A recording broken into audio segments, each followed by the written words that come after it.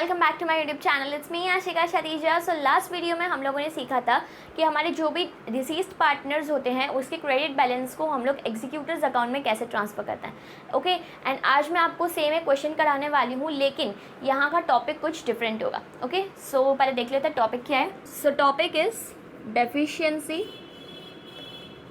Of deceased partner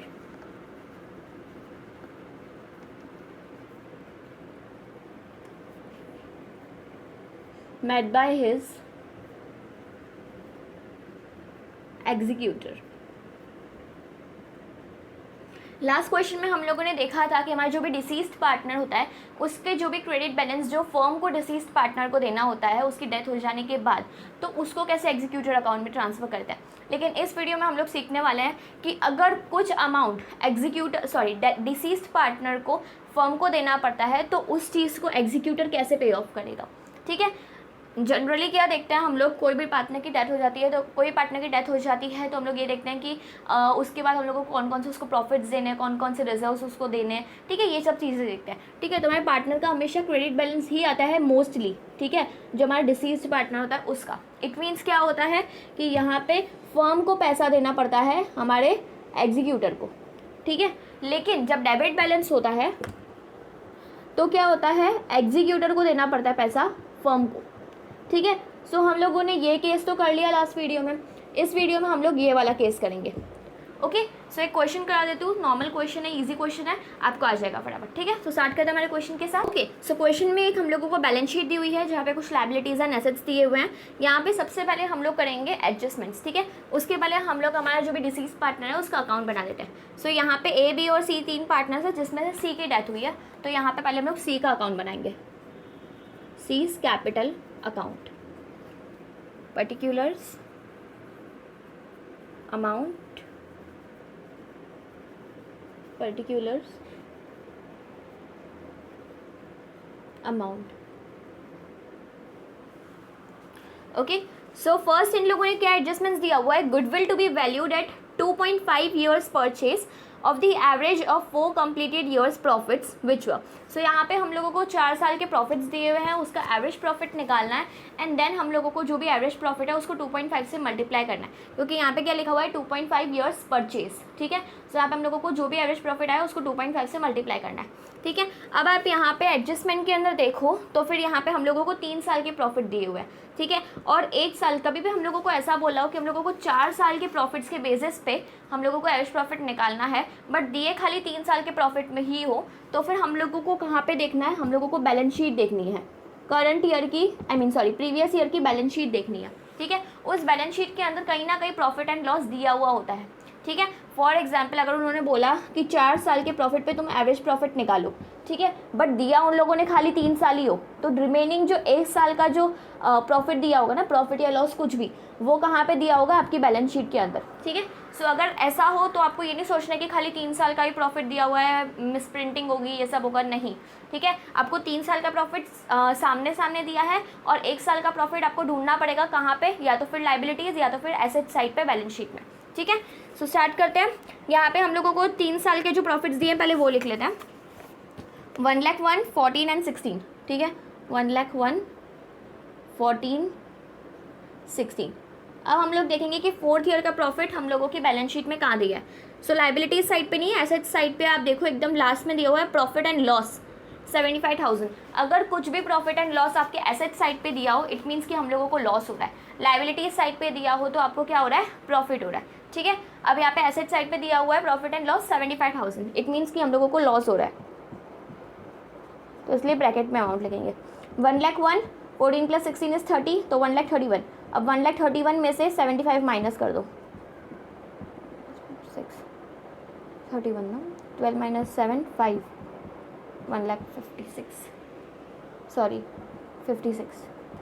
ठीक है, 56,000 आएगा आपका प्रॉफिट ओनली। ठीक है, एवरेज प्रॉफिट करना होगा तो क्या कर देंगे, डिवाइड बाय 4, यहाँ पे आ जाएगा 14,000। ठीक है, अब 14,000 को आपको किससे मल्टीप्लाई करना है, 2.5 से। ठीक है, 14,000 × 2.5 कर दो, 5 0 0 0, 5 4 20, 5 1 5, 6 7, 5 एंड 14 2 28, तो कितना आएगा 0.7 + 8 15 35। ओके, सो यहाँ पे सबसे पहली चीज़ आपका एवरेज प्रॉफिट आया। एवरेज प्रॉफिट यहाँ पे आपने देखा 56 अपन का प्रॉफिट आया ओनली, ठीक है। ये सारे प्रॉफिट्स को प्लस करके और लॉस को माइनस करके आपके पास 56,000 का प्रॉफिट आया, ठीक है। एवरेज प्रॉफिट निकालना है तो हम लोगों ने 4 साल के प्रॉफिट्स को कंसिडर किया, इसलिए डिवाइड बाय 4 करेंगे, ठीक है। तो 56/4 करोगे आप, 56/4 करोगे तो 14,000 आपके पास एवरेज प्रॉफिट आएगा, ठीक है। अब एवरेज प्रॉफिट को उन्होंने क्या बोला है, इसको आपको 2.5 ईयर्स परचेज पे करना है, ठीक है। सो 2.5 ईयर्स परचेज पे हम लोग इसको कैलकुलेट करेंगे तो 14,000 इंटू 2.5 करना पड़ेगा। सो 14,000 इंटू 2.5 किया तो आंसर क्या आया, 35,000। किस चीज़ का आंसर आया, ये आपकी गुडविल का आंसर आया, ठीक है।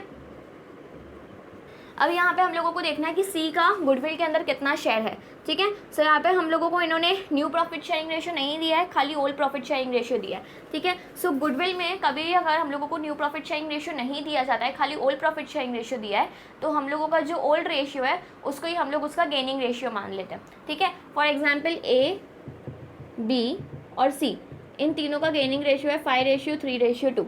सॉरी, इन तीनों का ओल्ड प्रॉफिट शेयरिंग रेशियो है 5:3:2। अब यहाँ पे हमें क्या करना है, गुडविल के लिए गेनिंग रेशियो फाइंड आउट करना है, ठीक है। सो गेनिंग रेशियो के लिए हम लोग के पास क्या होना चाहिए, न्यू प्रॉफिट शेयरिंग रेशियो होना चाहिए, जो कि हम लोगों को नहीं दिया है। तो हम लोग क्या कंसिडर करेंगे कि इन लोगों का जो ओल्ड प्रॉफिट शेयरिंग रेशियो है, किसका ओल्ड प्रॉफिट शेयरिंग रेशियो है, ए और B, that is existing partners, ठीक है। उन लोगों का वही गेनिंग रेशियो हो जाएगा, ठीक है। ये तब होता है जब हम लोगों को न्यू पीएसआर नहीं दिया हुआ होता है, ठीक है। तो हम लोग हमारे जो भी एग्जिस्टिंग पार्टनर्स हैं उनके ओल्ड शेयर को ही हम लोग गेनिंग रेशियो मान लेते हैं, ठीक है। जैसे कि यहाँ पे सी की डेथ हो गई, ठीक है। सो हम लोगों को यहाँ पे न्यू पीएसआर नहीं दिया हुआ था, तो हम लोगों ने ए और बी का जो ओल्ड शेयर है उसको ही हम लोगों ने क्या मान लिया, उनका गेनिंग रेशियो, ओके। तो पहले हम लोग इसमें सी का शेयर देखेंगे, ठीक है। सो 35,000 इंटू सी का शेयर कितना है 2/10, 3500 इंटू 2 इज 7,000, ठीक है। सो सी का शेयर कितना है, 7,000 है गुडविल में। अब इस 7,000 को कौन डिस्ट्रीब्यूट करेगा, गेनिंग रेशियो में ए और बी डिस्ट्रीब्यूट करेंगे, कंपेंसेट करेंगे किसको, सी को, ठीक है। तो पहले हम लोग ए का शेयर निकाल देते हैं और बी का देख लेते हैं। 7,000 इंटू 5/8, 4375, ए कितना देगा 4375, ठीक है। And 7,000 into 3 divide by 8,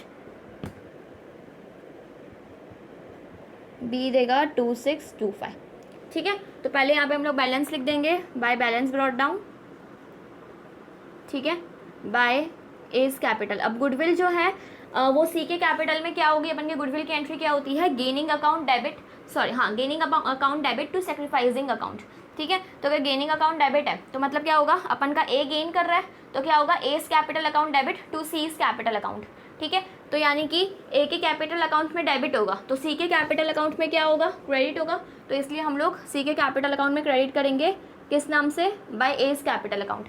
same goes for B, यहाँ पे अगर बी प्रोवाइड करेगा उसको गुडविल तो क्या एंट्री होगी, B's capital account debit to C's capital account.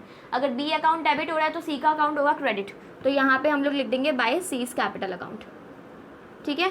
ए दे रहा है 4375 एंड बी दे रहा है 2625। बैलेंस जो है सी का वो 37,000 का है, ओके। सो यहाँ पे हम लोग को सेकेंड एडजस्टमेंट क्या दिया हुआ है, C share of profit from the beginning of the accounting year till the date of death which should be calculated on the basis of the average of 3 years completed before profit death. So इस adjustment का मतलब क्या है कि हम लोगों को last 3 years, उसकी डेथ के पिछले 3 साल में हम लोगों का जो भी प्रॉफिट आया है उस पर हम लोगों को पहले एवरेज प्रॉफिट कंसिडर करना है एंड उस एवरेज प्रॉफिट को ही हम लोगों को इस साल का प्रॉफिट कंसिडर करना है, ठीक है। सो पिछले 3 साल का प्रॉफिट क्या था, लास्ट ईयर हम लोगों को 75,000 का लॉस हुआ था, ठीक है, जो हम लोगों को बैलेंस शीट के अंदर दिया हुआ है।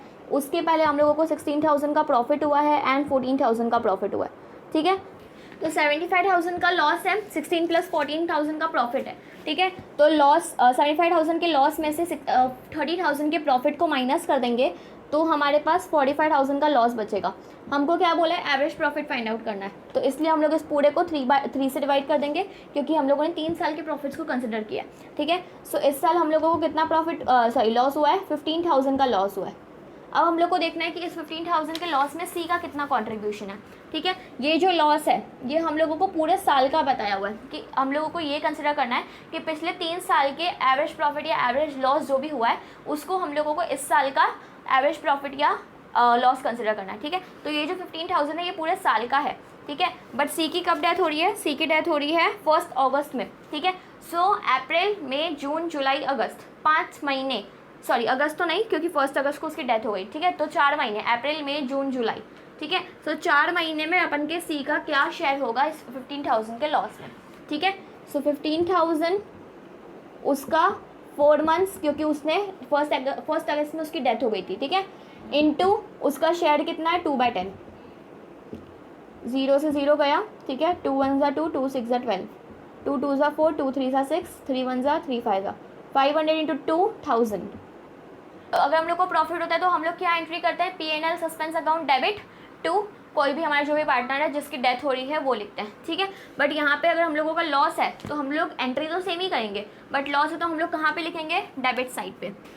सो P&L सस्पेंस अकाउंट 1,000 का अमाउंट लिखेंगे, ठीक है। लॉस है इसलिए हम लोगों ने डेबिट साइड पे लिखा, प्रॉफिट होता तो यहाँ पे लिखते, ठीक है।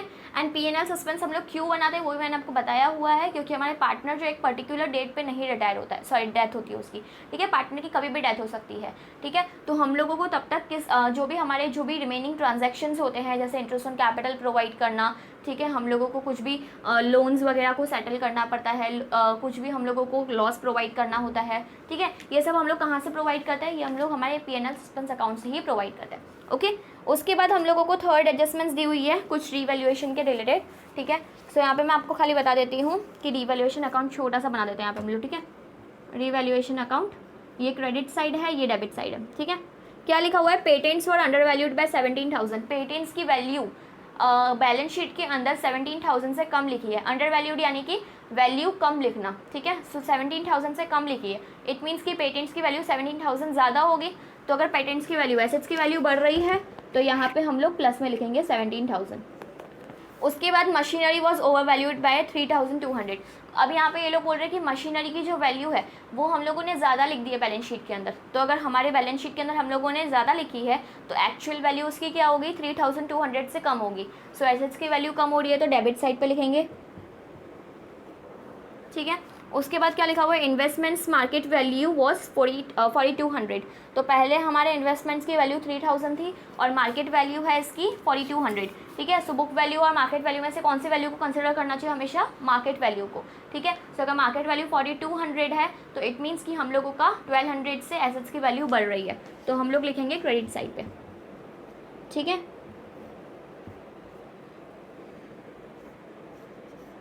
तो हम लोगों का प्रॉफिट कितना हुआ, 18,200 पूरा है प्रॉफिट, उसमें से 18,200 में से 3,200, 15,000 का हमारा प्रॉफिट हुआ। कौन कौन किस किस को मिलेगा, ए बी और सी को, बट हम लोगों को खाली ए का ही देखना है, ठीक है। 15,000 के प्रॉफिट में ए का शेयर कितना होगा, 2/10, ठीक है। सो 0 से 0 गया एंड 1500 इंटू 2 इज 3,000, ठीक है। सो यहाँ पे आपको क्या करना है, बाय रीवैल्यूएशन प्रॉफिट, प्रॉफिट है इसलिए राइट साइड पे लिखेंगे 3,000। सो हमारी एडजस्टमेंट्स कंप्लीट हो गए। अब हम लोग अपना बैलेंस शीट देखते हैं। इन्वेस्टमेंट्स रिलेटेड कोई भी हम लोगों को एडजस्टमेंट नहीं दिया है तो पूरा का पूरा रिजर्व हम लोग पार्टनर्स के बीच में डिस्ट्रीब्यूट कर देंगे, ठीक है। सो यहाँ पे हम लोग लिखेंगे बाय IFR अकाउंट, कितना है टोटल, 3,500। 3,500 का 2/10 करेंगे क्योंकि खाली सी का ही कैपिटल बना रहे हैं अकाउंट, ठीक है। तो सी के ही शेयर को हम लोग को कंसिडर करना है। सो 3,500 इंटू 2/10, सॉरी, ठीक है, ये हट जाएगा, 350 इंटू 2 इज 700। So IFR 700। उसके बाद इन लोगों ने बोला है workman compensation reserve, workman compensation का भी कोई भी क्लेम नहीं है इसलिए पूरा का पूरा डिस्ट्रीब्यूट कर देंगे, ठीक है। सो यहाँ पे हम लोग लिखेंगे by workman compensation reserve, amount है हमारा 3,500, सेम इसमें भी हमारे सी का शेयर कितना होगा, 700, ठीक है। गुडविल हम लोगों की एसेट्स में है तो गुडविल को राइट ऑफ करना होता है। जब गुडविल हम लोगों को मिलती है तो हम लोग क्रेडिट साइड पे लिखते हैं, गुडविल को राइट ऑफ करना होता है तो डेबिट साइड पे लिखेंगे, ठीक है। सो यहाँ पे आप लिखोगे गुडविल अकाउंट, अमाउंट है 5,000, 5,000 इंटू 2/10 कर दो तो आ जाएगा आंसर 1,000, ठीक है। उसके बाद इन लोगों ने क्या बोला है, patents machinery investment stock sundry debtors loan to C. हाँ, सो यहाँ पे इन लोगों ने सी को लोन दिया है, एसेट साइड पे लिखा होता है यानी कि इन लोगों ने सी को लोन दिया है, ठीक है। तो कहीं ना कहीं सी को भी लोन पे ऑफ करना ही पड़ेगा। सो यहाँ पे हम लोगों ने लोन टू सी इसलिए डेबिट साइड पे लिखा क्योंकि यहाँ पे फर्म ने हमारे पार्टनर को लोन दिया है, ठीक है। फर्म ने अगर हमारे पार्टनर को लोन दिया है तो कभी ना कभी उसी टाइम पे एग्जीक्यूटर को भी वो अमाउंट पे करना ही पड़ेगा जो उसका लोन था सी का, ठीक है। सो उस लोन को एग्जीक्यूटिव को पे करना पड़ेगा, इसलिए हम लोगों ने उसको डेबिट साइड पे लिखा है, ठीक है। उसके अलावा क्या है, cash at bank advertisement expenditure है हमारा, ठीक है। एडवर्टीजमेंट एक्सपेंडिचर भी एक टाइप का एक्सपेंस ही होता है या तो फिर लॉस ही होता है हमारे पार्टनर्स के लिए। अमाउंट है इसका 1000 में हमारे सी का कितना कॉन्ट्रीब्यूशन होगा, 200। प्रॉफिट एंड लॉस, यहाँ पे हम लोगों को जो लॉस हुआ है वो भी हम लोग डेबिट साइड पे लिख लेंगे, ठीक है। पिछले साल हम लोगों को 75,000 का लॉस आया है, इसलिए डेबिट साइड पे लिखेंगे। 75,000 में हमारे पार्टनर का क्या होगा, 75,000 इंटू 2/10, तो आंसर आएगा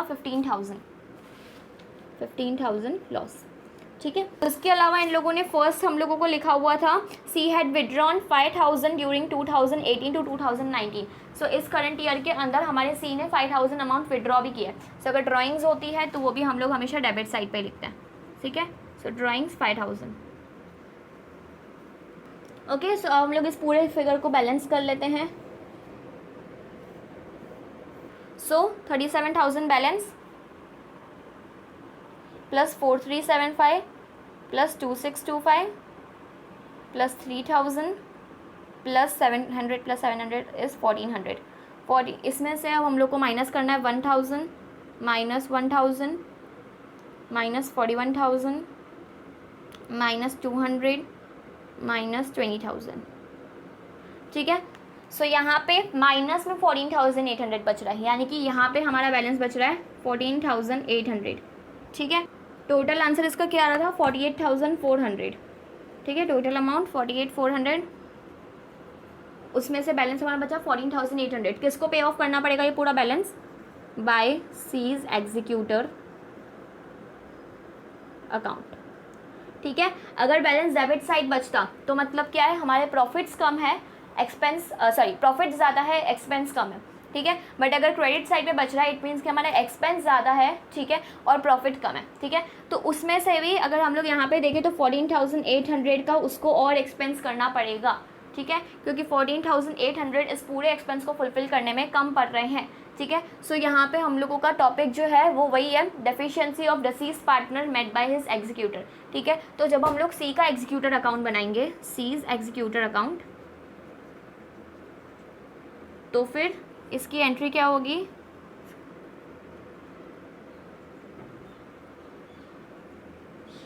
वैसे हमारा जो भी बैलेंस होता है वो हम लोग यहाँ पे क्रेडिट साइड पे लिखते थे, ठीक है। यहाँ से हम लोगों का डेबिट साइड में होता था, वो ट्रांसफर होके सीज के एग्जीक्यूटर अकाउंट में क्रेडिट साइड पे आता था, बट यहाँ पे ऑलरेडी क्रेडिट साइड पे है, ठीक है। और अभी हम लोगों के सी के एग्जीक्यूटर को 14,800 और पे ऑफ करने पड़ेंगे, तो इसलिए हम लोग उसमें डेबिट साइड पे लिखेंगे to C's capital account,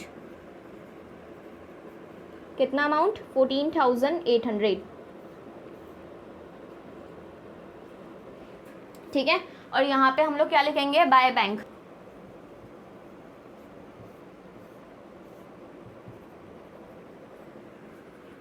okay. So I hope आपको ये पूरा क्वेश्चन अच्छे समझ में आ गया होगा, ठीक है। हम लोगों को उन्होंने बोला था कि हम लोगों को पिछले लास्ट 4 ईयर्स के प्रॉफिट फाइंड आउट करने थे, जिसमें से हम लोगों को खाली 3 ईयर्स के लिखे हुए थे।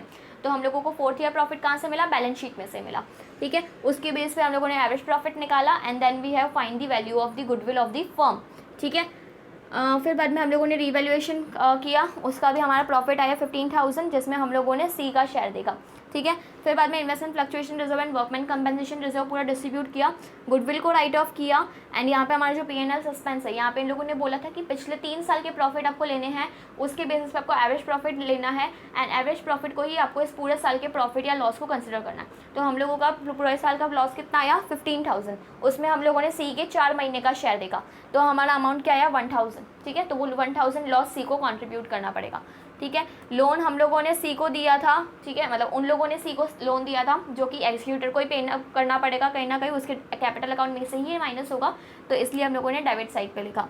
Advertisement expenditure is also a type of expenditure, इसलिए डेबिट साइड पे लिखा।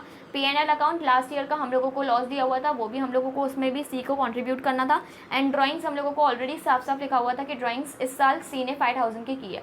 सारे एडजस्टमेंट्स करने के बाद हम लोगों का बैलेंसिंग फिगर आया 14,800 ऑन दी क्रेडिट साइड।